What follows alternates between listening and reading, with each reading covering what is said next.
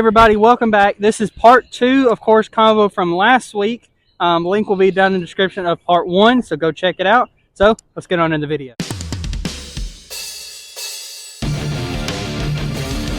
Alrighty, so we're here, hole 10, 10th question. Robbie, if you could create any disc being putter, mid, driver, what kind would it be, and like what would the numbers be if you have any idea? Yeah, so I think I create a mid-range for sure. The easy answer would be like, oh, I just replaced the pick. I'd make a premium plastic pick. But I think the putt and approach market is so oversaturated, and people are like really entrenched in their molds, right? Like, no matter how much you came across a mold that you were like, oh yeah, like if you found the Toro and you loved the Toro and you threw the Toro better than you throw zones, it would still be really hard for you to move away from zones because you already own so many and you've thrown them so many times. Oh yeah. So I wouldn't want to mess with putting approaches. Like, I would love to one day have my own like putting approach so I could use it more often, but like that's fine. Pigs are great. Pigs are love. Pigs life. But it would be a mid-range, and I would be a 5.5 -2.0. So I want it easy flip, maybe -2.1, but like I want easy flip up distance because I want a disc. I want it to be a mid-range because most people with any arm speed whatsoever can throw a mid-range pretty well. I would want it usable because like the Origin is a great example of a disc that is usable by Kyle Klein at the top all the way down to the amateur of AMs. So like a beginner friendly. Yeah, I want a beginner friendly disc that isn't so flippy that it's like an uplink where pros are kind of avoiding it because it's like, I can't really use this at all. So the Origin truly is the mold that I'm like targeting, in that I love the Origin. I think it's great. I would be looking to find something to replace the Origin.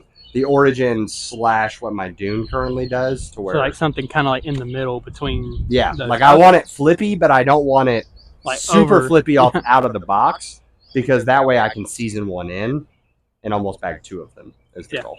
I'm the type of person where I would like to have my own putter. So like I'm the opposite. Like I would like how I have my Voodoos. Like I would love to have my own putter. Like it's my brand. Like kind of how like Drew Gibson has like the Penrose kind of thing. Yeah. So like something of that nature, and then probably like maybe not the Voodoo numbers of 2300, but like kind of like the Roach numbers 2401, something that's kind of straight out of the hand, and then it could also be considered like a throwable type disc. So that's kind of what I would like to do, and then eventually, I guess I think about I forget the fact that like I literally worked with Gateway to make a birdie blend, putter blend, just because for me it was much less. The shape of the mold is not really super important to me, but the plastic was super important. Yeah, so like you want it like something a little grippy kind of thing. So yeah. So hole 10, straight ahead, about 274 feet. Robbie's going to kick this video off. See how he does. Okay, we threw this on the hole 7 of last week's video, but we're going to try to see if we can flip her up and get her to ride this time a little straighter.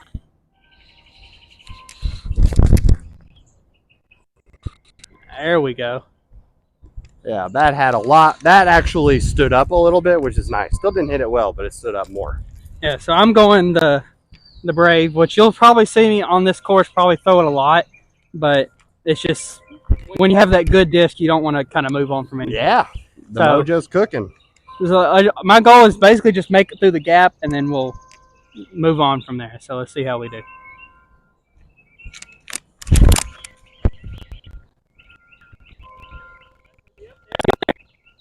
Right, clipped a little bit of the tree at the end. Alrighty, so got up here, parked where the real short position would be, but unfortunately there's not a short position there. It's straight ahead. But I'm going to throw my inner core out, just kind of play it safe, and just get it up there and see how we do. Alrighty.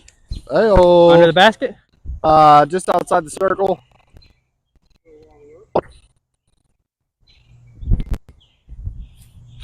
Oh, if it was a Voodoo, it would have. That's true. Well, if it was a Voodoo, it probably would have landed like right there.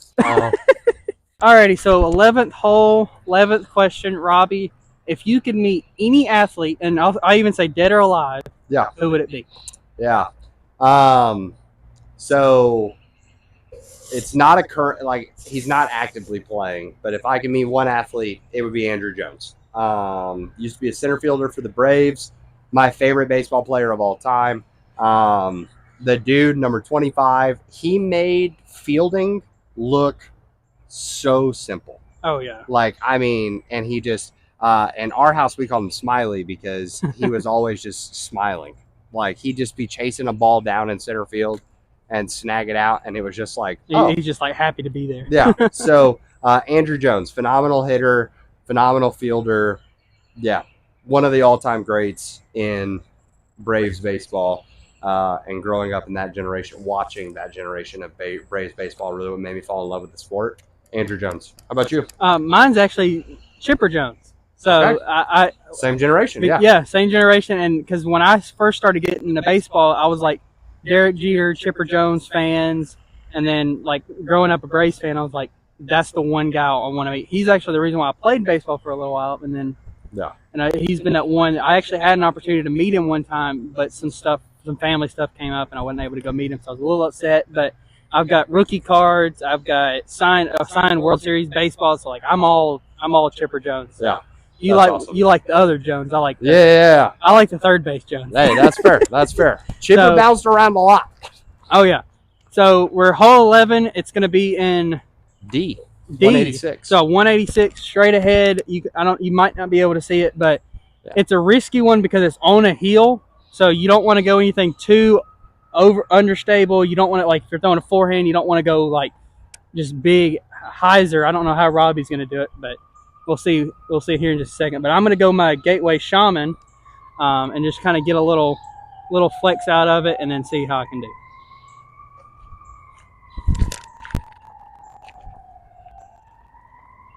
Got scared. Alrighty. It's up there, so let's see how Robbie does. We're here for the content, so I'm going to try to ace it. And that's going to bring bogey into play because, like J-Mo mentioned, there's a hill. So I'm going to go high on him, and yeah, we'll see what happens. Oh! Told you, we're here for the content. With the ace run, we hit the tree, so thankfully it stayed somewhat close. See if we can capitalize. Oh! Hey, at least it's not a bogey. Not a bogey. Alrighty, so I got up here. I've got a more open look of it than Robbie did, but let's see if we can make it and get the first birdie of the video. There it is. See, I can putt too, people. Proud of you. All right, so hole 12, 12th question. Robbie, we're going to get a little sentimental here. What is the most sentimental disc in your whole collection? Whether it could be in the bag or one that's hasn't been shown yet. Yeah, so I got a lot of discs in there. So I just filmed a Birdie Talks on my channel. And this is one of the questions that I try to ask there. And I was thinking about this, like, what is it? And Precious Child is like an easy answer. But I think if I really had to nail it down, so Paul Macbeth has a video on Foundation's channel where they toured his disc collection. I don't know if you've seen it, but it's in the shed. And they were like going through the rock, through the racks and everything. And in that video, Paul mentions, like, they get to a section, it's just a bunch of putters. And so he starts pulling the putters out, and he's like, oh, this is the putter that I won my first world championship with. This is the putter I won my second. How do you remember all that? Well, he hasn't, I'm pretty sure he hasn't written on, like, the bottom of the disc or whatever. So when I saw that, I started noting putters on, like, major events and everything. So I would say, thinking back, it's probably the putter that I used to win my first ever tournament. I don't know what that is like that, but I'll experience it at some point. Yeah, so it was an Inverness tournament. Really? Wow. That I won, and so yeah. Mine is one that it's fairly new, but I've had it for about probably a year now. It's one that you and Brody both signed on his OG Roach. Okay. And I was like, the fact that I have both the people that got me in, like, and got me through my disc golf trials and family trials, I was like, it kind of meant a lot to me, the fact that you both signed it and were able to do it. And so that's my sentimental disc. So I love it. So yeah, but we're here at hole 12. We're not really sure where the basket is, but we know it's down there. Yeah. But Robbie's gonna try to find the basket for us. 247. It's 247. Hopefully down to the left. That's where we think it could be. The key is not going too overstable, pushing it down. You'd almost rather be long of the basket than short. So I'm gonna try to just push this straight. This is supposed to be straight pig in my bag, but it's having an identity crisis with my overstable pig in my bag. So we'll see. Yeah. See. Not very straight. Alrighty, I'm going my Discmania Color Glow Sea Line P3X. Gonna try to get it down there. It's pretty straight to overstable, but it's not crazy. So that's why I pull this one out for shots like this, but we're just gonna see how it works.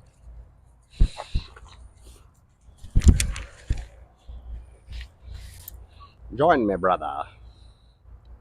Yep, we're both down there. So all right, once again, like we said on the last hole, we're here for the content. So we're gonna try to throw this in.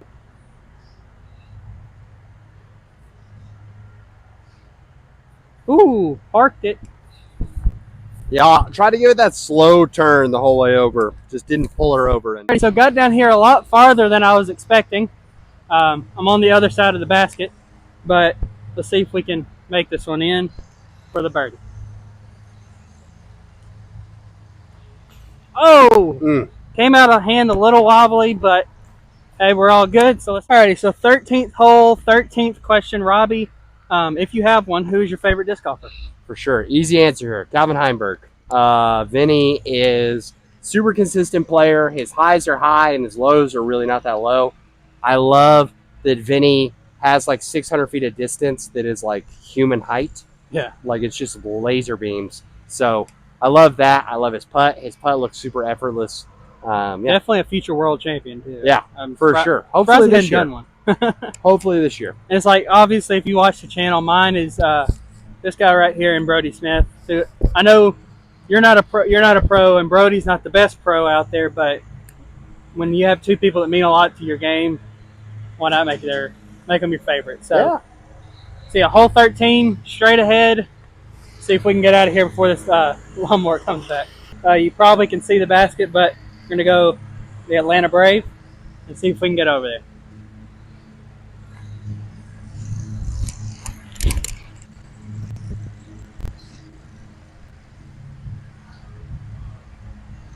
It's on the other side, but a little bit farther to the right. So let's see how Robbie does. Yeah, having a hard time. I wondered if we had like headwind coming at us. And that's why once it got up and over, can't feel anything here, but this hole loves to have wind down yonder. We're going Dune by Trash Panda.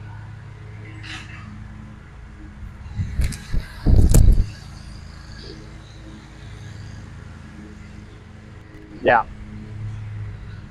Definitely headwind over there. Got here on the other side of the tree. Still don't know how I did, but God was like, here, you're going to be on this side of the tree today. But we're on the question about favorite disc golfers. Well, I don't have a polecat or something like how Robbie does, but I'm gonna do the old Robbie, kind of just flick out and see how we do. And it works. I'm taking Robbie's skills.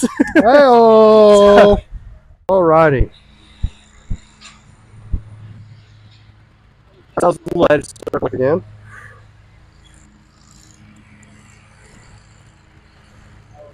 Oh. Okay, hole 14, 14th question. Robbie, when you're in the car, you're on a long road trip, or you're just jamming out to something, what kind of music do you listen to? Yeah, so I'm a big podcast and audiobook guy originally, but if I'm listening to music, I am pretty easy. I'll listen to anything. I'll listen to rap, I'll listen to pop, I'll listen to... the answer I always give people is I'll listen to anything except yodeling.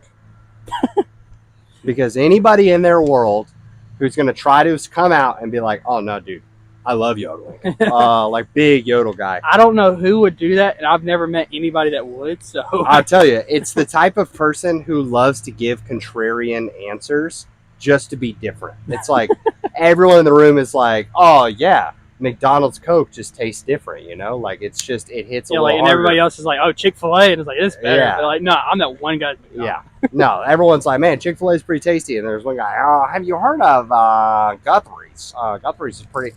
Not saying Guthrie's chicken is bad Yeah, by any means, but it's like, you know, like there's that one guy who wants to be different for the sake of being different. That's the same guy that like I Does the love yodeling. Like nobody else does, but he's just like, I love yodeling.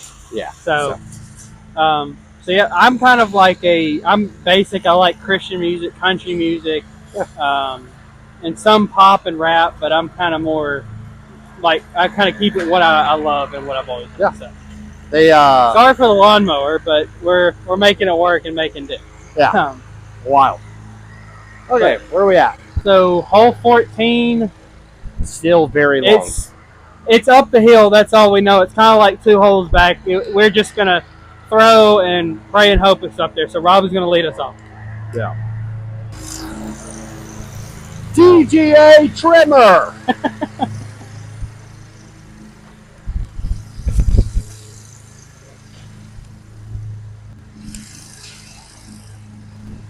Alrighty, he's up there. I'm gonna give the ozone a little more. See if I can get a better throw with it than I did on the last one. So if you saw last week, go back and watch it. You'll see how bad I did with it. But we're gonna see if I can give it some more love. There we go. Get off the tree. It is. Great shot, JMO. It's up there. So JMO distanced me. That extra 2 speed, the 6 to an 8 speed, got me by like 4 feet. So that's what I get for being small. Here we go. Should have gone ozone. We're gonna go the tunnel shot. There we go. Get over that log. Oh, that was really rooting for you there. Yeah. I wish I could say that was a root. It looks like it's just a fallen branch. Yeah, it's something. It's just a. If it's a branch, they're really branching out to meet you. Hey, there it is. So going zone, just get it up there and see if we can do it. There it is. Great shot, JMO. Alrighty. Here we go.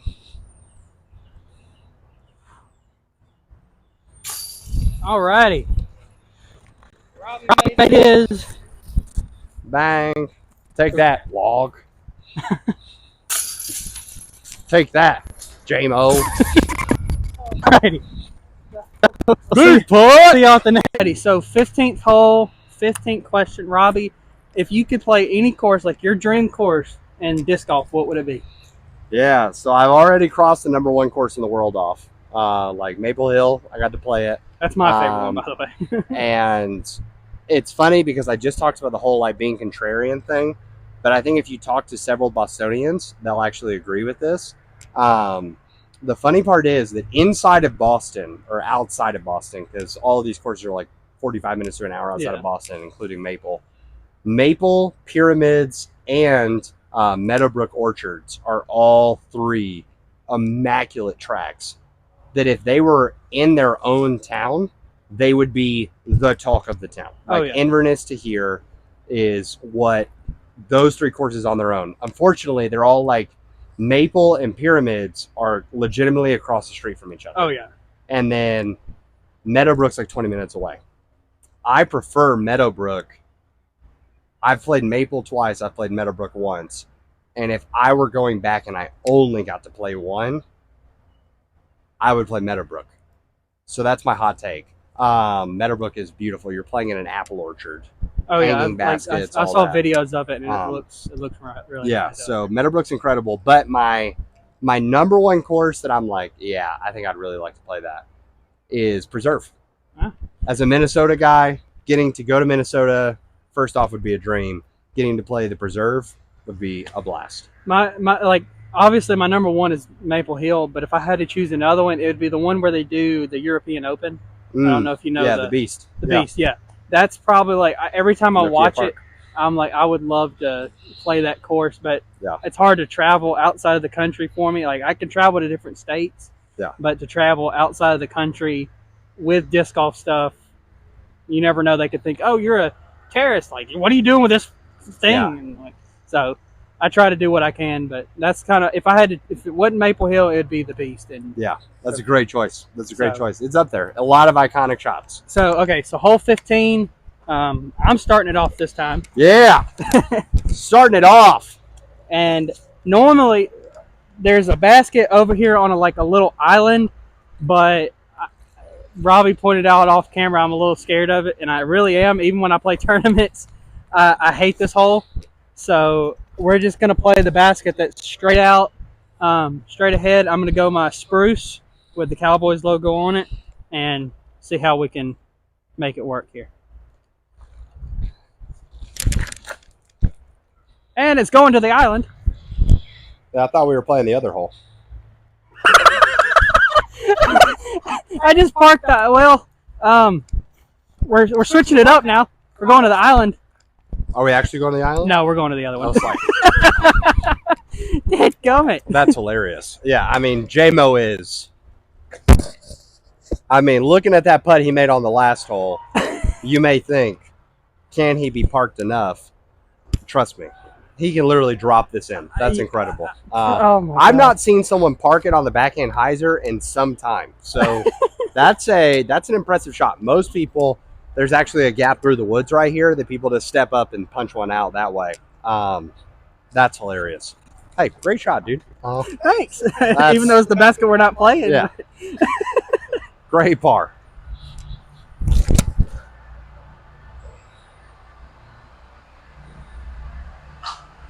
Alrighty. So, like Robbie said, I could literally just drop it into the basket that we're not playing, but yeah, so we're going to the basket that's straight ahead on the other side, so let's see how we can make this work.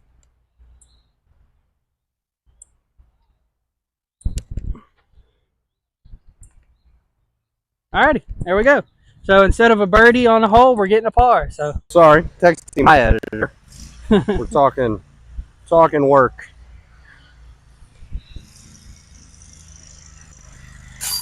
alrighty. So 16th hole, 16th question, Robbie.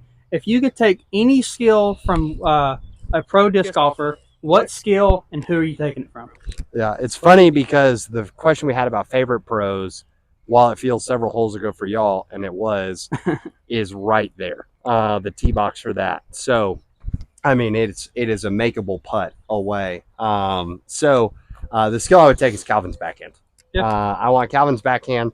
I wouldn't say that I have a top 20 forehand in the world, but I have a really good forehand. We're gonna see if I can actually get up here in a second because I'm gonna throw a forehand on this hole. But I have a really good forehand, so I'm not really worried about that. Putting, it would be cool to have someone else's putt, but if I had to pick between getting a putt of a top putter in the world and where I'm at right now versus the difference that makes up for me in strokes versus the difference in my backhand to someone else's backhand to Calvin's backhand, vastly different. So yeah, how about you? Well, since I'm not the best disc golfer ever. What? What? Yeah. Why am I even out here then? Oh don't know. my gosh. I'll see you guys later. Well, my skill is basically anybody, but if I had to really say, it'd probably be Paul McBeth and his backhand because it just seems so clean every time he throws. And I'm I know he's had his injuries recently, but I feel like he's still kind of just clean and smooth. Yeah. And I'm his forehand just seems clean, and I'm but if I could really take one, it'd be his Paul McBeth backhand. It's a great choice. And Great maybe choice. Robbie's putting. Hey, there we go. So There we go. Robbie's going to kick us off, but it's hole 16. You can't see the basket, but the distance is straight to the right in the B position, about 329 feet away. So Robbie's going to kick us off and show us how it's done. Yeah. It's a long 329 because you got to kind of push. These trees continue to grow up. This is one of those holes that, because the course has been around for so long, you continue to get bigger. as they bloom shrinks. Like you can't really see it on camera, but the difference and the tree on the left is maybe 15 feet. So we now have to hit a gap, like instead of just open fairway and throw it down there. Interesting. The other thing about this hole is that these tee boxes, really great tee boxes, but they're old and they're this like river rock inside of them. And so this just sits in the sun, and this part of the box is like super slick. So I have to usually throw from like further back in the box. Made it through. And it's over there. Yeah. It's short, but the tee box lives rent free in my head. Oh yeah. Well, I'm going backhand just because I feel like my forehand is nowhere near good enough yet to show y'all on camera as much. So okay.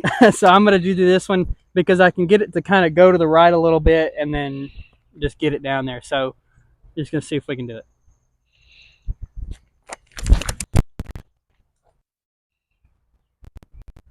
At that fade, yeah, that's fine. It's a long look. It's a long look, and hopefully not in the concrete. So okay. Yeah. Alrighty. So got up here quite a bit. Literally, I did not give myself enough credit until I walked up here. But we're gonna take my and just do a little pitch up backhand just to get up there and see how we do. Alrighty. So park for the par.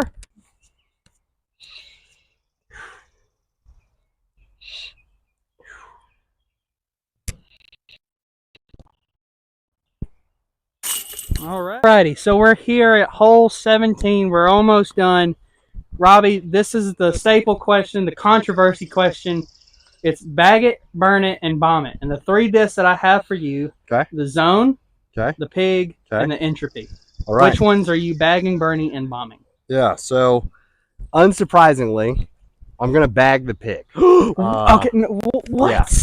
I do seem to like that frisbee. I'm really surprised. I was thinking the other one. That's wow. So no, we're gonna burn it. No, bagging the pig for sure. It's the best approach disc out there. It's got a thumb track. It does the thumb track better than anyone else. Like thumb track. It feels super rounded, which is nice because it comes off the hand smooth. It's deep, so you can really yam on it, which is something that the other discs cannot say about themselves. Where I'm going to shock people is that you probably think I'm going to burn the zone, but I'm not. I'm going to bomb the zone. And here's why. Because I think the zone throws fine on a backhand. A lot of people love it on the forehand because of the fact that if they get clean releases on the forehand. I used to like it on the forehand. I'm more backhand now. Yeah. Well, a lot of people, when they love it for, like I know several people that can't throw the zone backhand, but they'll forehand it all day because of that shallowness. When I go to forehand it, because I'm used to the depth of the pig, I like when I have this pig in my forehand, there's like legitimately like a centimeter or two of extra overlap that I feel like it doesn't slip out. When I throw the zone, because no matter if I use this, like I put my finger in the same spot, my finger is rolling over the edge of the zone. So when I go to put a power on it, I lose the shot like here because my finger slips off, which causes inconsistent flights. So I'm going to bomb it on a backhand. And then the entropy is, in my opinion, the most overstable of all three of these options. Oh, yeah. So I have a Justice in my bag that serves a similar slot to what the entropy does. So unfortunately, Gyro Nation, of the three, I'm going to have to burn. I just know that I can throw a zone farther than an entropy. So those two are on the chopping block to be interchanged there. And, you know, we would love to say I'm going to burn the zone because that's the clickbait title. Is Robbie wants to burn the zone. But that's the thumbnail. Yeah. So I would say bag pig, bomb zone, burn entropy. Only because I can throw a zone farther than I can throw an entropy. I don't know too many people that like have an entropy in their bag. I don't know if Justin does or not. But, yeah, like I think he may have one in there because he has the tempo, but he may have an entropy in there. The tempo, for those that don't know, is kind of like I think MVP or Axiom's newest. Yeah, it's their zone. Yeah, it's basically their zone and their pig pretty much combined into Gyro. But my answer is obviously I'm bagging the zone. I Yeah, know tough luck come, for you. come to shocker. Yeah. I can bomb the pig. I think I just don't like it for that thumb track, but I think I could still get a good rip out of it. And then I'm not a huge entropy fan. Like the tempo stuff. the tempo might be the next one that I try, and a video might come soon once I can get my hands on one. But yeah. I think for right now the entropy is going to be my burner. Yeah, I think zone versus tempo would be an interesting video. That yeah. I already did zone versus pig. That's video. Go back and watch it. Came actually last week's video. Yeah. So 2 weeks ago. Last week's video was our. Yeah, 2 weeks ago. Yeah, sorry, I'm out of it. But hole 17, it's going to be 166 feet straight ahead, a little bit to the right. I'm going to go my Gateway Team Stamp Shaman and just try to get it up there and have it glide to the right.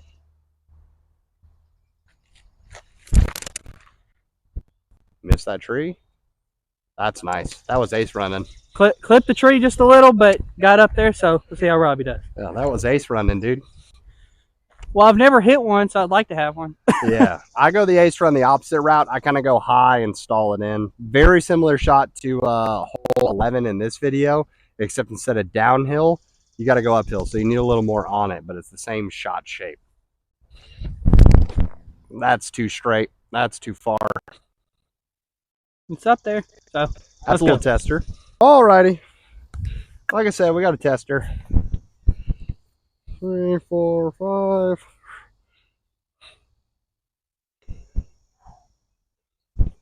Nope. Woo. I hit the tripod. I gave that some. He hit my tripod. I'm trying to get JMO in a new tripod that actually can balance. All right. Mine is over here. A movie right there. I'm going to try not to hit the tripod like Robbie did. You've already done it. Oh, yeah, true. I did. Right here, literally ace run it. Or ace ran it. I can't speak English today, but. There it is. Good too, dude. And see, that's why you need a putt with voodoos, folks. You can go to gatewaydisc.com and use JMODG421 and get you some. So, let's go. Alrighty, 18th and final hole, 18th and final question. Robbie, thanks for coming on. Dude, pleasure to be here, man. But the 18th and final question is, if you could tell any new disc golfer, like one thing they need or one thing they need to do, what would it be? Yeah. So we talked about approaches on the front nine. I think truly, if I was telling someone like, you're new to the game, welcome in, find a disc that you love and you feel comfortable with. The zone. 200 feet and in. 200 feet and in, and buy 10 of them. Like, rather than exploring to, oh, maybe this distance driver's one unlocks it. Oh, maybe this distance driver's one unlocks it. Oh, this fairway driver may unlock it. We chase these molds and these different slots for so much, but if you find a disc that you can reliably get 200 feet and into the basket, there are lots of holes where you're going to step up. I mean, even if you look at the video we just played, like inside this video alone, 279-foot hole, 150-foot hole, 200-foot hole, 250-foot hole. Like, we just played a 166-foot hole. If you had a disc that you feel like you could really crush, buy 10 of them. So if you really want to practice and get good, that would be my biggest piece of advice. Alrighty. So and I think that's one thing I could tell a lot of people. But it's like, one thing I'd tell a lot of people is, get outside. Like, don't just think you can buy the pack, buy the disc, and then go out and you're automatically going to do it. Yeah. One thing I tell a lot of people is just get outside and practice as much as you can. Yeah. Because the more you practice, the better you get. Because if you saw when I started back in March, I wasn't doing nearly as good as I am now. And then I got your help and I started getting outside and practicing more. And that's how I really built up that courage. Like, hey, I'm doing good now. Yeah. To where I've finished 3rd in a tournament. I finished 10th in the Mega Bowl, which I've never done. Yeah. And I'm like, so the more you practice, the better you get. So for sure. So this is, like I said, hole 18 now. It's straight ahead, a little bit to the right, or to the left, actually. You play silver? Yes. Okay. Playing silver. And Robbie's going to kick us off and see how he does. Okie dokie. This is another one, similar struggle of hole 16. Front left of the box is tough, so we're just going to go stand still from the middle. Now we'll go a little bit of run up.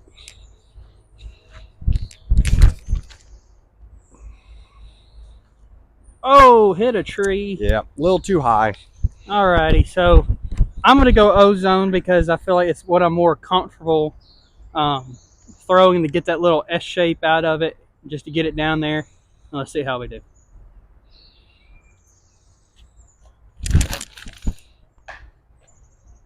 There's a tree there. Yeah, there's a tree there. Alrighty, so I got a good fortunate kick out of the little woods. I thought I was going to be in a big bush, but turns out we're not. So I'm actually going to go forehands because this little branch, if I can get a good footing, this little branch here, I'm going to go P3X and see if we can get it out there.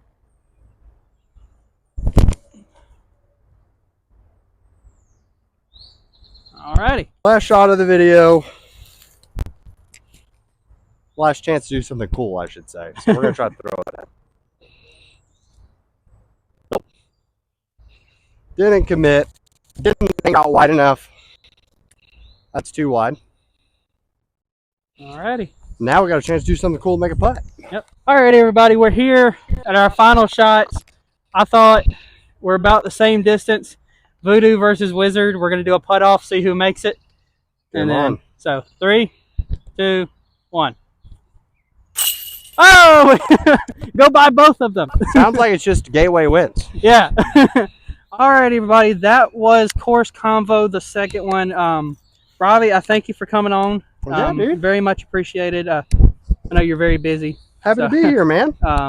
But I'd like to give a shout out to my sponsors, Gateway, Galactus, Iron City, which I know Robbie's a big fan of them as well. Yeah. And then T-Box Socks, which I'm graciously wearing my Galactus Customs ones today. Link to all their websites and a little discount code will be down in the description.